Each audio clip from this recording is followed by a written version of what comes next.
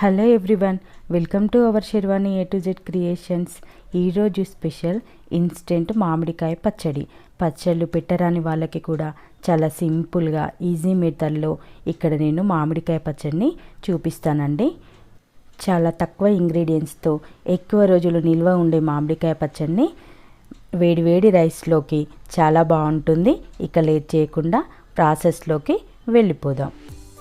ముందుగా నేను ఇక్కడ 2 మామిడికాయలని మీడియం సైజు మామిడికాయలని తీసుకున్నానండి. ఇవి శుభ్రంగా వాష్ చేసుకొని తడి లేకుండా పొడి క్లాత్తో తుడుచుకొని ఇలా తొడిమని కట్ చేసుకోవాలి. ఇప్పుడు మామిడికాయ పై పొట్టునంతా ఇలా పీల్ చేసేసుకోవాలి. నైఫ్తో కూడా రిమూవ్ చేసేసుకోవచ్చండి. ఇలా పొట్టుని ఇలా మొత్తం అంతా శుభ్రంగా తీసేసుకోవాలి. ఎక్కడ కూడా కొంచెం పొట్టు లేకుండా తీసేసుకోవాలి. ఇలాగే 2 మామిడికాయలని తీసేసుకొని రెడీగా పెట్టుకున్నాను నేను ఇక్కడ.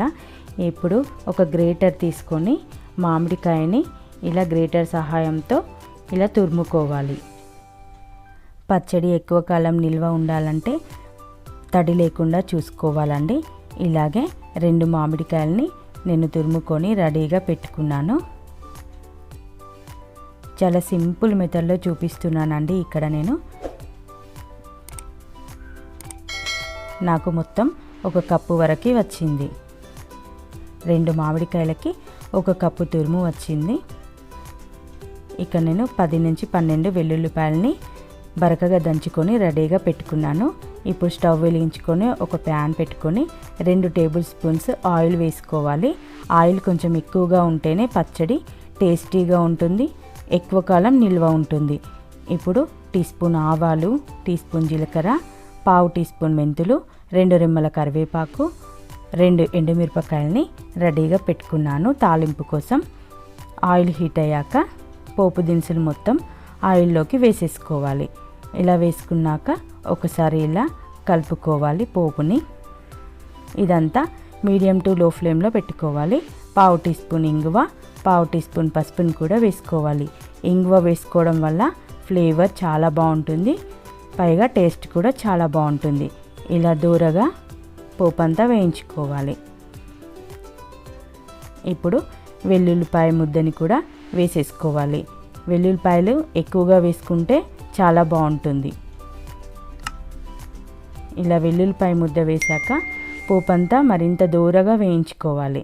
ఇలా దూరగా వేగాక స్టవ్ ఆఫ్ చేసుకొని పూర్తిగా చల్లారనివ్వాలి.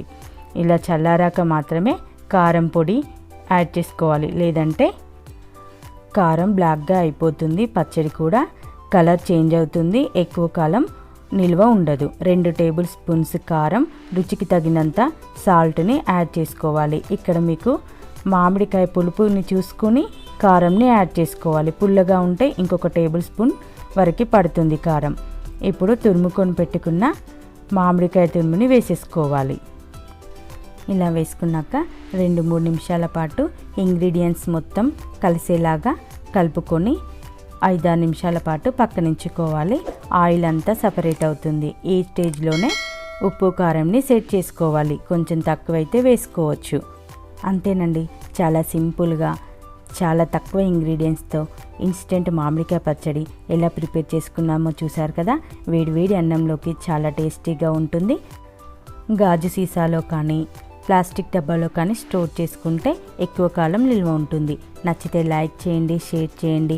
మరిన్ని సింపుల్ అండ్ టేస్టీ రెసిపీస్ కోసం మా ఛానల్ని సబ్స్క్రైబ్ చేయండి. Thank you for watching this video.